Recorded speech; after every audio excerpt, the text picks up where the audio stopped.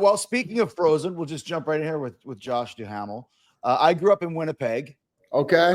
And when we were getting ready for a big kind of family vacation to go to the States, Yeah. to buy Hostess Twinkies and Yeah. G.I. Joe figures and stuff, we go to Minot. No kidding. Yes. Wait, you went from Winnipeg to Minot? Well, we would go to Fargo and Grand Forks, but a couple times to Minot with my cousins as well. You're kidding. The Dakota Square Mall? Yeah. There was another one. Columbia Mall was one in I think Fargo. Yeah. But you're from Minot. What a place to be. What a place to be from. Well, we used to go up to Brandon, Manitoba to drink when we were 18. So there you go. See, there you go. Right. So Brandon's about an hour from Winnipeg. Yeah. So we're all in the same area there. Yeah, I love Winnipeg. That was really the closest big city to where I was. Minneapolis is another right from there. How did you end up? Did you go to LA to find your fame and fortune from Minot? Well, that wasn't really my initial intention. I was going to go be a dentist. That was what I got my degree in, biology from Minot State University, and moved to California to go to dental school. But I think secretly I wanted to do this. I just didn't tell anybody. Mm-hmm. I just didn't know if I, had the nerve or the guts to go do it. So I just sort of went out there just to feel around, just to dip my toe in the water, if you will. Right. Well, things have obviously panned out for you pretty well. Lots of cool stuff to discuss, including the new movie London Calling. Yes, sir. Which I saw the trailer for it, and wasn't what I was expecting, but it looks great. It looks like it's a lot of fun. It really is. This director, Alan Unger, is a talented dude. He's young. He's like 34, I think. And I did another movie with him called Bandit years ago, and it might be my favorite movie I ever did. Oh, wow. He's just a really talented guy who's got, Alex Chinisi he always uses, these two always work together. He's the DP on it. And they just, he shoots he's like popcorn movies. He loves Michael Bay. He loves, those old school sort of, action directors. And he's really, really good at it. And so this movie is about these two guys. I play a hitman, probably a little past my prime. Eyesight's not quite what it used to be. And I shoot the wrong person in the opening scene of the movie at this, it's like this Eyes Wide Shut masquerade type party. And it happens to be the nephew of one of the other, this opposing mob boss. So then he puts a hit out on me and I have to leave London and I go to Los Angeles. And a year later we pick up and I'm working for this low rent mob boss, Rick Hoffman. I don't know if you know who that is from Suits. Super talented dude. Funny. Hostile. Yep. And so I'm working for him, and in exchange for me to go back and see my son in London, who I haven't seen for a year, he makes me take his kid out on a hit because he's a bit of a marshmallow and wants me to toughen him up a bit. So that's sort of the premise of the movie in a nutshell. But it's a really fun sort of throwback action comedy. It feels like a buddy cop movie, but right. And talk about your co-star who plays Jeremy Ray Taylor. I don't know if I've ever seen him before, but he's kind of like you said, a marshmallow, kind of a nerdy type of a kid. And I thought once again I haven't seen the whole film, but for what he did, he looked like he's a pretty talented kid. Oh yeah, super talented kid, and actually really athletic. He sort of embraced. He's actually into powerlifting, believe it or not. And now I have to say, hey, don't be getting all buff for this. We need you soft and sort of cuddly. We need you to be a believable LARPer. You know what LARPing is? What is it? Live action role play. So it's like these kids go to the park and they reenact like you're gonna, we got the chalice and you're gonna be slaying dragons and you're gonna be a knight and you're gonna be, like these kids who fake. They really like reenact Dungeons and Dragons battles. Okay. And so he's a super athletic kid too. But he was in It. A movie called It. Yeah, just a super talented young kid who was kind of perfect for the part. Does it still amaze you after all these years and all the big films and great films you've done when you find a script like this, which is fairly original? I mean, it's so interesting that you can still be creating such great movies that people are still coming up with these great ideas too. Yeah. In this day and age, especially, you never know what's AI and what's actually written anymore. Right. But you know it when you see it, for sure. I mean, I haven't actually probably read very many AI. I don't think that's really sort of taken hold yet. Mm-hmm. Probably has, but I don't think it ever makes it past the first couple stages. But you're right. This was a really original script. Just reminded me of those movies that I loved from the 80s and 90s. It had that vibe to it, and it's funny. It was heartfelt, actiony, and I knew that Alan knew how to shoot this stuff, and along with Alex Chisi. So it was, just another. The thing is, you never know. You never know. You go make these things. You think every one of them is going to be a giant hit, and sometimes they are, and sometimes they're not. Nobody ever sets out to make a shitty movie. Right. So, when you do make one that is good and people are going to dig it, it feels good, because that's not always the case. Well, and that's the thing too. Like you mentioned, no one ever sets out to make a bad one, and it's amazing sometimes when you see an edit of a film or a TV show that you've been in, and it's not like. We're not supposed to be involved in the editing. That's up to the director. But there's a lot of times when you see stuff and you're like, oh my gosh, why did you edit it that way? Why did you put it together that way? Dude, that's why I got into directing. That's why I just directed a movie that I just literally turned it over to Paramount last week, because it drove me crazy. Because sometimes I'm like, what were you thinking? That is not the movie we shot. What is this? Yeah. And so part of the reason I wanted to do it was just to sort of shape a story the way I saw it, because I was tired of seeing things that weren't like, and for the longest time I was doing movies with guys that I thought was going to, that were young. Sort of, I thought they were, the next Scorsese. And I'm like, first of all, why did I trust that? Because he doesn't have the experience. I've been doing this now for 25 years. Right. Just by proxy, just by osmosis, you learn so much more than you even know. But I also knew that I didn't have to know everything. I knew that I had to know enough to get really good people around me, just like any business. You just have to surround yourself with people that you trust are going to bring it. And then to your point, when you get in the edit, there's just so much that you can do that you don't even realize until you're there. Like, I didn't know this until the first time I directed anything, is like, oh wait, I can actually take a little bit from when right before we even said action, and he's over there just sort of picking his nose or whatever, or whatever. He's making a reaction. He's talking to somebody. He's listening to something. That's the reaction that I want for that scene. And you can take things and around, and suddenly, there's parts in this movie that we were able to create comedic moments that weren't even written into the story. But you can find these bits, and it's just the whole thing is sort of rewritten in the edit. There's been times in my life when stress and problems really piled up in my life, and therapy helped me push through it. I couldn't have gotten past the issues that I was having without my therapist. She was amazing. So having someone to talk to can make all the difference. I know this. But here's the thing. Finding the right therapist who takes your insurance and has time for you, that's tough. And that's why I want to tell you about Rula. Rula makes mental health care simple, affordable, and supportive. They partner with more than 10,000 licensed therapists and psychiatrists nationwide, so you can find someone who matches your needs and preferences. Rula stays with you every step of the way, helping you schedule, checking in, tracking your progress. And here's the best part. They take most major insurance plans, and the average copay is just $15 a session. That's amazing. High quality care that won't break the bank. Getting started is also very easy. Rula asks a few quick questions, then shows you the licensed in-network providers who are a good fit for you.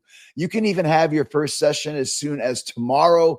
Therapy made a difference for me, and I believe it can make a difference for you as well. Thousands already trust Rula for their mental health journey. So head to rula.com/Jericho to get started today. And after you sign up, they'll ask where you heard about them. So please support Talk Is Jericho and tell them Chris sent you. That's rula.com/Jericho, RULA.com/Jericho. Take the first step towards better mental health today. You deserve quality care from someone who cares. Rula.com/Jericho. What's the movie called that you just turned in? You mentioned it's called Preschool. It's about these two dads who are fighting to get their kid into the last spot in this really high-end, pretentious preschool, and they do everything, in their power to sabotage and undermine each other to get their kid into this thing. So it's really fun. It's funny. I got we're supposed to shoot it in Malibu, but we ended up shooting it in London just because it's so much cheaper over there. Believe it or not. Wow. Okay. So the movie went from like this new age sort of progressive preschool in Malibu to this old 500-year-old Hogwartsy type thing that's been there forever. So, you just got to adapt. Is this something that you were offered, or did you write the script, or how did you get the gig as the director? So Michael Luisi, who used to run WWE Studios. Oh yeah, I know Michael. Yeah, you know Michael. So Michael Luisi used to run WWE Studios, and you might have worked with him at some point. Yeah, I mean, I never did a WWE movie, but I had a couple meetings with him for sure. Yeah. Anyway, he was running the studio, and I took a movie idea that I had based on this thing that my buddies and I do every year called Buddy Games. We wrote a script around these five guys who get together and do this weekend of games, and it was and he loved the idea. He had me write it and rewrite it and rewrite it several times, and he finally said, "Go ahead, and I want you to direct it." And I was like, "Really?" So that was my first chance, and that one did really well. And then we did a second one of those, and then he came to me with this preschool script that he'd read, and asked me if I wanted to direct it. And that's really, so he's been my producing partner on all three of them. What's the difference between acting in a movie and directing? I mean, obviously there's a lot of differences, but for you, how do you approach directing when you have so much experience acting as well? Well, I mean, it's not my favorite thing to do, to be honest. It's because the truth is they both suffer a bit. When I'm both acting and directing in the movie, okay. And I did, and all three of them I've also been on camera. Oh, gotcha. So the days that I'm not in the scenes are much better because I get to really kind of get in there and be like, okay, let's push in there, or let's let's adjust. When you're on camera, you don't get to see all the camera moves that are happening or anything you want to adjust. So that suffers. And then you're also, when you're acting, all you're thinking about is all the other shit that has to be going on before. And then it's like, oh God, I'm in the scene. Okay, here we go. Yeah.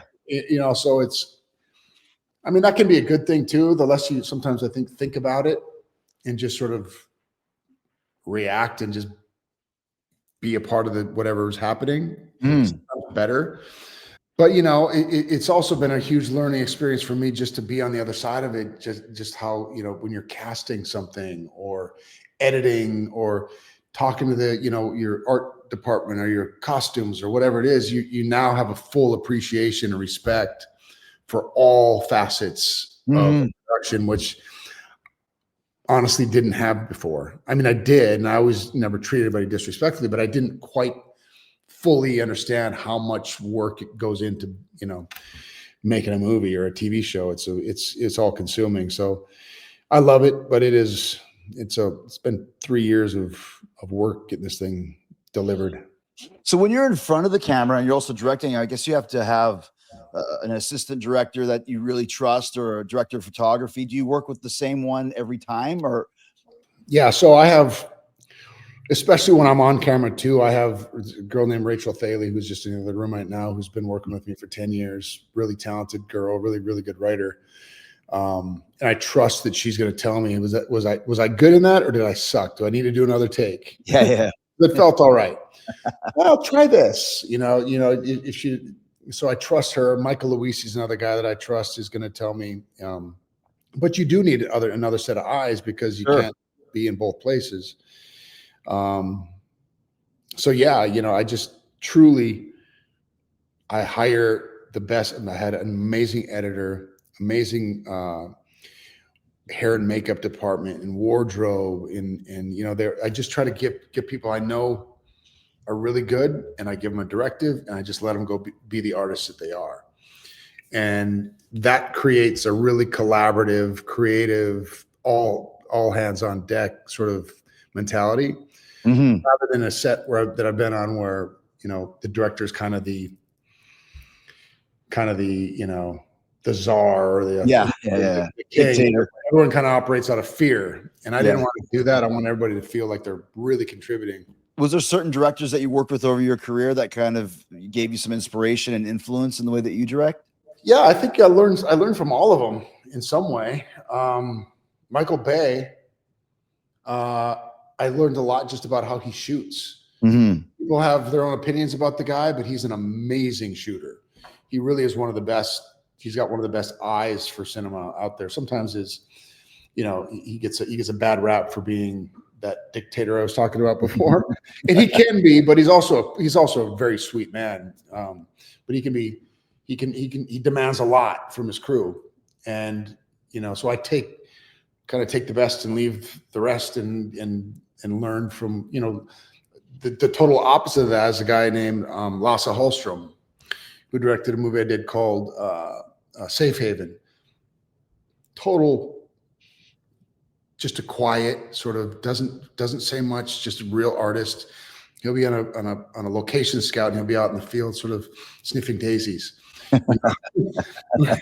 So he's like the polar opposite, but again, a really, like, he understands the nuance of performance. And so I just tried to learn from these guys over the years, and always wanted to do it. Always felt like I could do it, but didn't know if I knew I didn't know all the lenses and stuff that I needed to, but I knew enough not to know I didn't have to know everything. Yeah. Right. You know? That's kind of it. Just my whole career, dude, I've just been faking it. Just fake it until I make it. I think out of my own insecurity, I did it first, because people are like, what is that? What are you from? Is that Ireland? Because, you know, it's a real thing. And, you know, at first I was like, I don't have an accent. What are they talking about? I speak, you guys have an accent. Yeah. When I called back home to my dad's been married to Susie for 35 years now. And she's just the sweetest lady in the world. And I go, hey, Susie, is my dad there? She says, oh no, he's in Wadena. I was like, oh, that's what they're talking about. Yeah. So I think I slowly just sort of tried to assimilate myself with everybody else. And I go back. I just got back. I was just there for the whole summer. And I think I sort of pick the accent back up every time I go back. Oh, for sure. Whenever you go hang out with your friends from that area, I get the same thing. How's it going, man? How you doing? Oh, yeah. How you doing, hey? Yeah. I got a lot of Canadian friends. I played football up at Minot State, and like half our team was Canadian. Oh, right on. Yeah. Right on. And of course, then there's your hockey connection too with the Mighty Ducks. Oh, yeah. Yeah. It's hockey's huge. Did you play hockey? I did. Yeah, I did. Did you play any? I never got any. So my dad played in the NHL for 10 years. Right? Yeah. So I was always kind of like, oh, it's Ted Irvin's kid, but I wasn't very good. So I was too busy concentrating on other things, but I just never really picked it up. But everybody plays hockey, you know, in Winnipeg and in the area where we grew up. It's just kind of Canada. Well, yeah, especially my part of Canada. It's second nature. So let me ask you something though, real quick. And you know, it drives me crazy because I'm a huge hockey fan too. Right. And it drives me crazy that it's been since what, 93 that a Canadian team won the Stanley Cup? It's ridiculous, How can that be? And not only that, but it's like Florida. I know. Carolina and Tampa Bay. It's like all these. I know. And I don't even give a shit about hockey. I live in Tampa. That's where I am right now. So it's always like, are you excited? No, I'm not excited that the Lightning won or the Panthers won. It's the opposite. You know, like you said, 1993 was the last time the Canadian team won Montreal. And this year, the Jets, Winnipeg Jets, hello, we're number one in the league. And then they're out, you know, first round of the playoffs. I was so angry. If you would have talked to me right after that happened, I'd be like, dude, I can't even talk about this right now. We're gonna have to move on. Yeah, it's terrible. Yeah, I feel bad. I thought Hey, nothing. Most of the players on the Florida Panthers are probably Canadian. Mm-hmm. But what bothers me about it is they would just be in the streets celebrating a Canadian win, especially in whatever city, whether it's Edmonton. Oh yeah. In Florida, it's like, yeah, there's a niche audience, there's a niche crowd that likes their hockey team, but it's not like anybody else cares. Yeah, people didn't grow up with it like we did, you know. I have an idea, Chris. Maybe you can help. What is it? Lay it on me, Josh. So Wisconsin doesn't have a hockey team. There you go, Wisconsin. Yeah, right. Wisconsin. I don't even know if I should tell you this. It's going to go live and everybody's going to hear it and they're going to take my idea, but I'm going to do it anyway. Wisconsin doesn't have a team. Minnesota, Illinois, Michigan, all the way up to New York have hockey teams all along the northern border of the U.S., except for Wisconsin. Mm-hmm. So why don't we put a team in Green Bay, not Milwaukee, build a stadium next to Green Bay, the Lambeau Field. You get to piggyback on all those Packer fans. It's a sort of a counter programmer to the football season. They could go to their Packers, to the Green Bay Puckers. Okay. No, I think it would work just from a location standpoint for sure. The Punkers. The Puckers.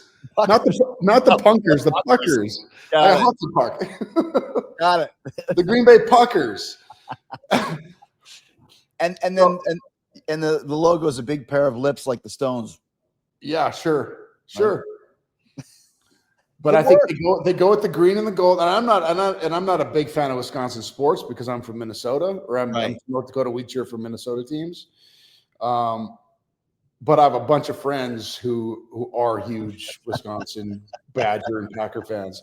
So I'm thinking about taking this to the Kohlers, taking it to the ownership at Lambeau, right, for the Green Bay Packers, and being like, guys, we got to do this. Wisconsin needs a hockey team. The Puckers. It's not terrible. It's actually better than some of the names that we have. Yeah, it is. Yeah, Kraken. I don't know. I don't mind that so much. It's okay, I guess. I mean, I don't know.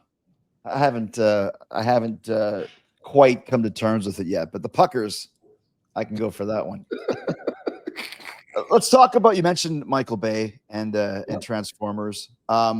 This was very early on in your career, man. It was like your second or third movie. And by the way, I loved Turistas. That was a movie that I enjoyed. But talk about getting that role in such a huge, massive movie. It's such an early part of your career. Yeah, it was huge. It was huge for me. I remember there's a whole. So I was shooting my second season of Las Vegas. Mm-hmm. And the true story, I get a call. Let me go back. So I was meeting with Michael Bay's business partners about another movie called The Hitcher. Mm-hmm. Andrew Foreman and Brad Fuller were their other names. And I know Brad. Yeah. Platinum Dunes. Yeah, good dudes. Yeah. I was meeting with them on The Hitcher, and Michael pops his head in and says, "Hey, nice to meet you. Just want to say hi. You should come over and see what we're working on over next door."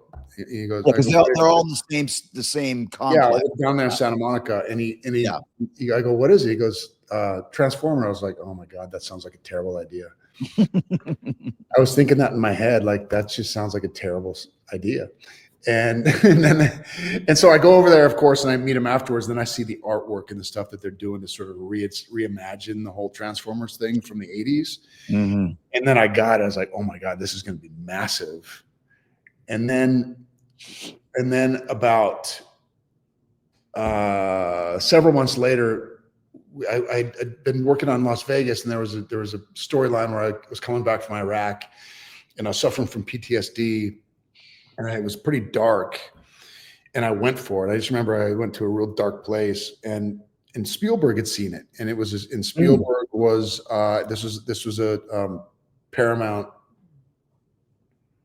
Wait, what was this? Yeah, so this was. Yes, this was. So he had told. So he saw that because it was a DreamWorks show, and he was a producer on Transformers, I believe, and he called. he told Michael to have me come in, and I found out later. So Michael had me come in to audition for this thing, and I found out later that Spielberg had recommended he look at me for it because of the work I did on the show. And I was like, and this is the second time that it happened. He'd also said it before on this movie called Win a Date with Ted Hamilton. Like, if I was making the movie, I'd pick that guy. So 2 times Spielberg had sort of had a pivotal part in helping me in my career. He's never hired me personally, so he's not that big of a fan, apparently. But I called Leslie Feldman, the casting director for Spielberg Forever, and I said, Leslie, how do I thank this guy? This is twice now that he's helped me get these major breaks in my career. And she goes, well, just hold on. I'll patch you through to his office. I was like, what? So she patches me through. He's sitting at home in his office, and he sits there and talks to me for 20 minutes about, how he loved the work I did on Vegas, and how he thinks I should try to go bring some of that to this character for Transformers, and just the nicest, most generous dude. And we're talking about Steven Spielberg, and that was really how I got the part. And then, of course, we did 2, 3. I did 1, 2, 3, and then 5. Did 4 of those things. It was a big break for me in my career, for sure. How about being a part of a movie with such a huge budget, such as that, with so many special effects? And this is also almost 20 years ago. How did you do? Was there a lot of green screen with that, or giant productions for sure? Yeah. Michael has all the toys. This was before drones and stuff. So they were using, like, one helicopter would be shooting another helicopter flying over this thing, and we'd have like bombs and shit going off everywhere, and just massive productions with giant, they call them techno cranes, and just all the stuff. And it's amazing to sit and watch him sort of run this giant production, and just with his megaphone, go, and we called dusk, right? It's around sunset. We called that Satan's hour, because that's when he would just try to get so many shots in that 1 hour. But it was truly an amazing, learning experience for me, just to sit and sort of watch how it's done on that scale. It's unbelievable too. And like you mentioned, with the 5 sequels and all that sort of thing. I mean, is there ever any talks about doing any more of the Transformer films? Oh, I haven't heard anything. I mean, I think they're going to keep making them because they keep making money, but but I haven't heard anything about going back and doing anything like that. But you just to answer your question about all the green screen stuff, but they were like ILM, was it Inner Light and Magic? Industrial Light and Magic. Yeah, Industrial Light and Magic. Those guys were pretty far ahead of the time back then. We didn't do a lot of green screen, to be honest. They were able to paint that stuff in there and whatever. I think they probably took plate shots and were able to create these these really sort of lifelike giant alien robots right there. So all we ever had was a giant pole with Megatron's head on it, or gotcha, on it. So we had an idea of what the height was going to be, and then you just sit and talk to that big sort of cutout of Optimus's head on this giant pole. But not a lot of green screen, a lot of explosions and stuff going off. A lot of my stuff was just battle scenes, really. It was like running through the white sands of Mexico, all these explosions, and and Tyrese firing his I have like a round sticking to my neck. I remember this is fun. So after like my 3rd or 4th one of these, I remember, I think it was after I'd done 1, 2, and 3, and then I went back and did 5. I was driving home from work and I smelled like poop. And I was like, what is this smell? It's just every time I do these, I have the same smell that I had and I never thought about it before, because I'd go out and wash myself off. And then I went back one day and where the guys were packing all the bombs and stuff, and they'd pack cork in there and this other stuff, and they'd have these giant bags of fertilizer that was like 75% like cow shit. Right. So they were like literally blowing the stuff into the air, and it's like your hair is just full. Like you wash your hair at night, and it's just like black, and it was mostly cow shit. And that's why I smelled like poop. I was actually smelling poop. You actually were. You were wearing it. I've had that. We've all been there. I wanted to ask you too. It's interesting to me. Actually, when I was a kid, I used to tape all my children every day. Oh, wow. So watch when I came from school for some reason. And you obviously were on All My Children for a few years. When you're filming a soap opera, which is a daily show, I mean, that's a lot of filming. And do you do all of that kind of in blocks of like 3, 4, 5, 6 months? Or is it a yearly thing? No, they shoot an episode a day, pretty much. Wow.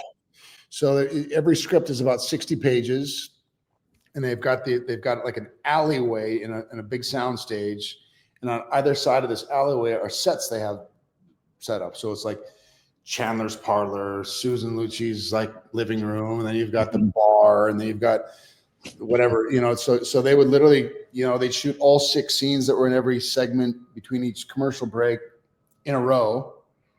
So, right. It'd be me and Greenlee and her, whatever, and we'd shoot our scenes there, and then they'd roll the cameras over to the next set, and then they would shoot the scenes there, and then they'd roll them through. So they would shoot. Unbelievable. So you had to learn. It was like boot camp for me in a lot of ways for, this business, learning how to like learn lines and hit your mark and find your light and all the, even media on a smaller scale, you had to learn how to do all that. So it was a great learning, boot camp, really. No, absolutely. I can see what you're saying. Now, is this a year? Because soap operas are on all year long. We go all year. Wow. Really? And you memorizing between 15 and 30 pages of dialogue a day. Yeah. So I would sit there with my recording, like they had the old tape recorders. I'd sit there, I'd be like, I would tape the other person's line, and I'd leave a little space, and I'd say their next line, leave some space, say the next line. So I'd play, they would say their line, pause, I would say mine, play their line, pause, say my line. And that's how I would learn it every day, just to get so I could hear it. So I knew I could just start to hear the cues, because that was the only way I could learn. That's unbelievable though. Like you mentioned, talk about boot camp of just being on the spot every day. And terrifying, by the way, terrifying. I remember my first day on that show, I had a pair of leather pants on, a mohair turtleneck sweater, and a leather duster. And I was this Eurotrash. Did you watch it when I was on? Probably not. I didn't know. Yeah, so I was probably on after you watched it. Oh yeah, for sure. I'm talking like 1982, Greg and Jenny type stuff. Yeah. I was more like late 90s, early 2000. Yeah, gotcha. And it was my first day on the set, dude. I had one line, and I was like this Eurotrash like grifter. And my mom, or like she'd find a mark in some town, and she'd go marry some rich guy, and I would always leech off of them. And that was my introduction to the show. And I was in this restaurant, and it was me and Elizabeth Banks. Oh wow, Elizabeth Banks. It was both of our first jobs, really. And she was the waitress, and her name was Rosalie. And she's like, "Oh, hey, you're back." And I said, "Yeah, well, breakfast was so good. I thought I'm sorry." Cut. Let's try it again. "Oh, hey, you're back." I said, "Yeah, lunch was." Sorry, can we start again? My line was, "Breakfast was so good, I thought I'd come back for lunch." That was all it was. That was my line. But I was so nervous that I couldn't even. All I could think about was, "Oh my God, everybody back in mine is watching me right now. I'm on." Yeah, TV. right. Of course, I'm on TV. I'm on TV because my mom watched Young and the Restless religiously, still does. Yeah. So that was my. And then I was like, "Okay, dude, get it together. Or you're gonna get fired quick." Did you have scenes with Susan Lucci?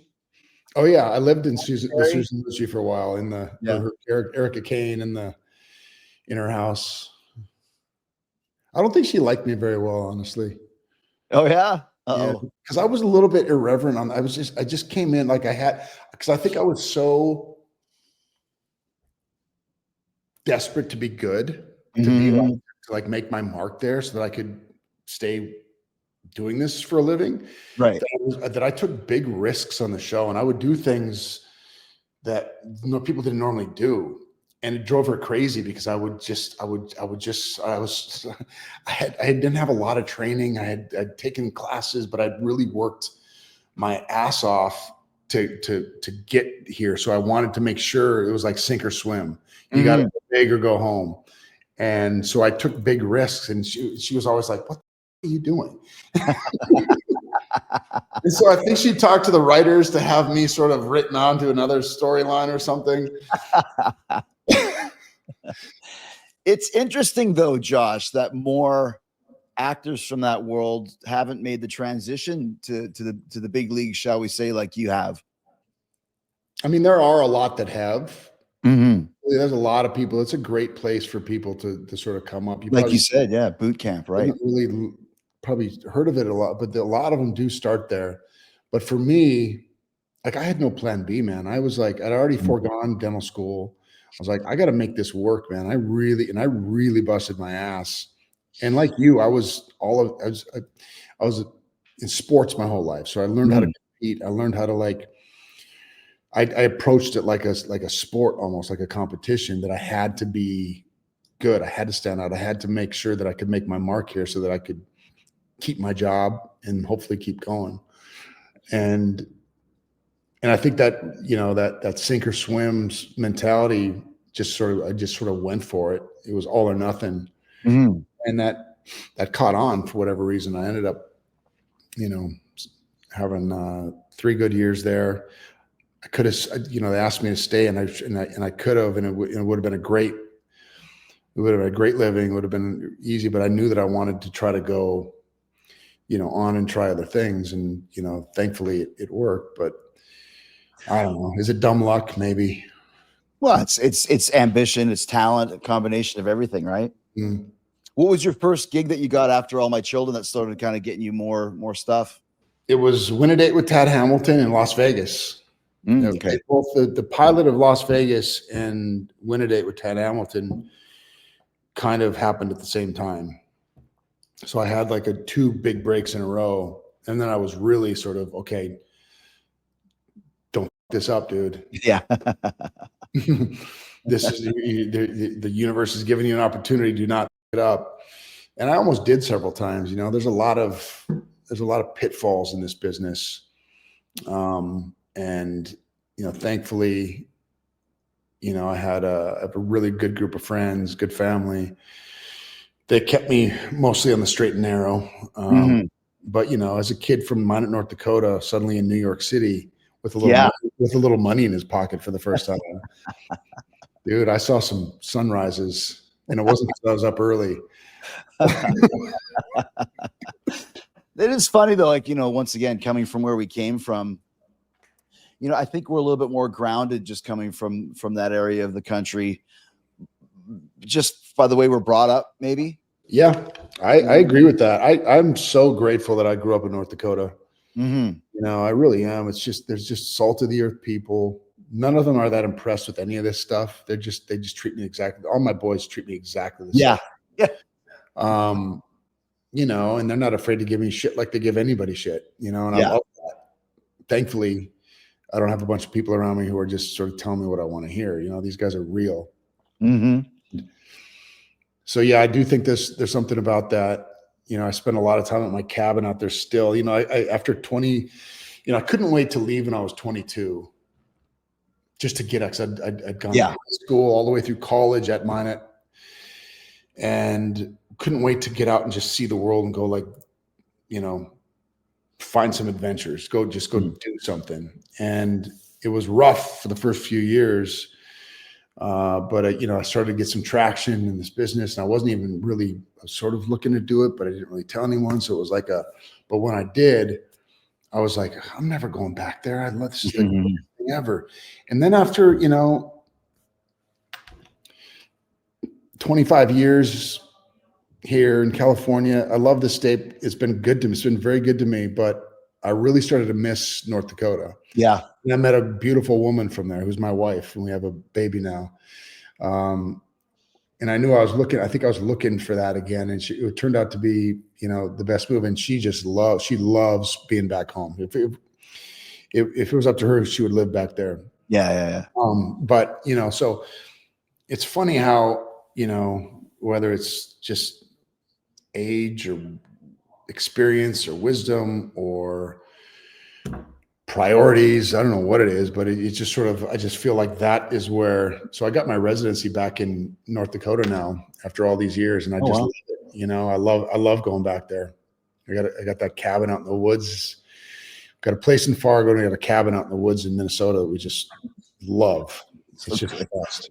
It's awesome, man. As we start to wind down, just talking a little bit more about London Calling, you filmed it in South Africa. Yeah. That's maybe a first that I've heard of that. What was the reason for that, and how did you like it there?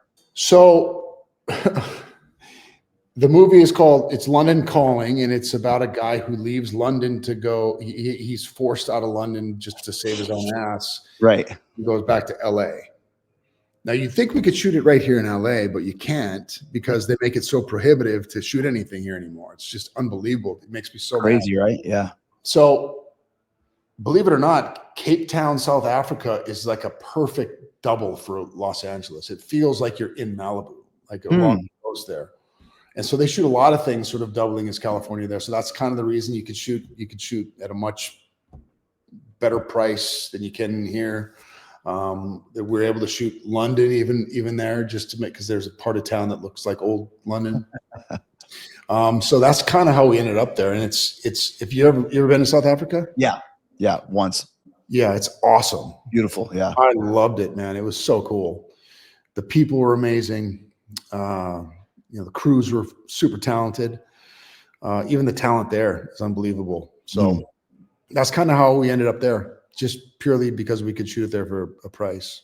Last few questions for you, Josh. With all the stuff that you've done, is there a performance or performances that stand out to you as being your best that maybe people didn't see the movie as much as you would have liked?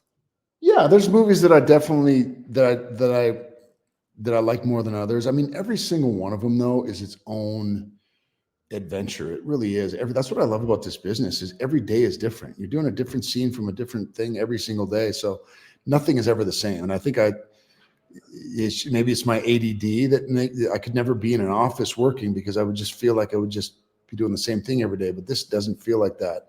So I do have, every job I've done holds a place in my heart, but some of them just click. And I think that one of them is a movie called Bandit, same director as London Calling. Really fun movie, true story about a guy from Canada. Yeah. Actually, he's from Michigan, escaped prison, fled into Canada, and out of desperation, robbed a bank, and then realized, shit, I could do this again. Ended up robbing 59 banks. Oh, wow. True story. They called him the Flying Bandit. He would literally fly from Calgary to Ottawa and rob 3 banks, 2 Calgary and 1 Ottawa, and fly back. Oh wow, okay. Wherever he was, Vancouver or wherever he was. Yeah. And he would put on all these crazy. He got really good at making fake noses and beards and mustaches, and he'd have a full costume on. And as soon as he robbed the bank and got out the back door, he tore it all away. And was wearing a 3-piece suit underneath. So then they never caught. They ended up catching him eventually because he got greedy. But the dude literally robbed 59 banks. It's a really, really fun. So that would be one of them for sure. Buddy Games, the first one I directed, I love. Dudes especially who love raunchy dude comedies, love because they're just no holds barred. They're just we didn't pull any punches. I love movies like the Fairley Brothers and Judd Apatow and those kind of kind of dude comedies, and that's what this is. And I think I'm really proud of that one too. Plus with your fellow Northerner Swardson's in that one too, right? Oh yeah. Yeah. He was the perfect bender. Well, dude, man, it's been great talking to you. And once again, congratulations on everything. And I think we should take that Green Bay Puckers idea to the next level. I think you're right. It's called Genie Bus. All right. I like it. Thanks, dude. All right. See you later, man. Have a good supper. Man. Have a good supper. Hey, he's going on for a rip, are you, bud? Ah, man, go for a rip. Later, dude.